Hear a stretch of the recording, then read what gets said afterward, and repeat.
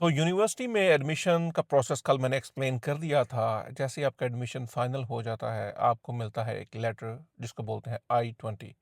That is the most important admission letter for your visa application.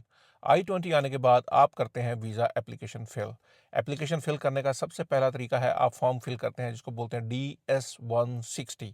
इसका link मैं नीचे दे दूंगा। CEAC की वेबसाइट पे ceac.gov, ये अमेरिकन एम्बेसी की वेबसाइट है, अमेरिकन गवर्नमेंट की। वहाँ पे जाके आप DS-160 जो कि नॉन इमिग्रेंट वीज़ा का फॉर्म है, F1 कैटेगरी में आप वो फॉर्म फिल करेंगे। F1 कैटेगरी होती है स्टूडेंट में, और अगर आपको स्कॉलरशिप मिला है तो फिर वो J1 कैटेगरीज होती हैं। उसकी फर्दर डिटेल बाद में डिस्कस कर लेंगे। F1 कैटेगरी में आप फॉर्म फिल करेंगे, और अगर आपके कोई डिपेंडेंट्स हैं, फैमिली है, तो उनकी कैटेगरी होगी F2, वाइफ और बच्चों की। वो भी उस फॉर्म में आप उसकी डिटेल्स फिल करेंगे।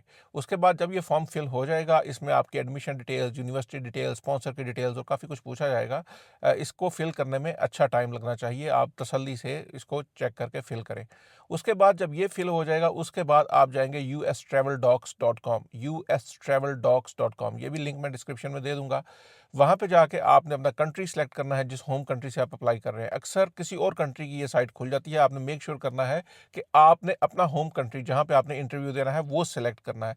उसके बाद वहाँ पे आपने फिर कुछ 2-3 पेजेस के फॉर्म फिल करने हैं, अपनी कैटेगरी F1 सेलेक्ट करनी है, फैमिली की कैटेगरी F2 सेलेक्ट करनी है, डिपेंडेंट की, और आपने अपनी वीज़ा फ़ी पे करनी है $185 पर पर्सन, पर एप्लीकेंट। अगर आप अकेले हैं तो $185, अगर एक से ज़्यादा हैं, जितने भी फैमिली मेम्बर्स हैं, पर पर्सन $185। और उसके बाद आपने अपनी अपॉइंटमेंट शेड्यूल कर लेनी है। इंपॉर्टेंट बात वो ये कि जैसे ही आपका I-20 आ जाएगा, उससे पहले या उसके बाद में आपको सेविंग्स फ़ी पे करना है, जो कि $350 होती है, और वो 1 साल के लिए होती है। कुछ लोगों को गलतफहमी है कि वो 3 साल के लिए होती है, 1 साल के लिए। अगर 1 साल में आपने फ़ी पे की, आपका किसी वजह से रिफ्यूज़ हो गया, आप रीअप्लाई करना चाहते हैं, साल से ज़्यादा हो गया, आपको सेविंग्स फ़ी दोबारा पे करनी पड़ेगी। That fee is for 1 year. अगर आपकी सेविंग्स फ़ी पेड नहीं है या एक्सपायर हो चुकी है तो वीज़ा नहीं लगेगा। वेरी इंपॉर्टेंट बात। और उसके बाद आपने इंटरव्यू देने जाना है। अगली वीडियो में इंटरव्यू प्रिपरेशन के बारे में बात करेंगे। Stay tuned for more.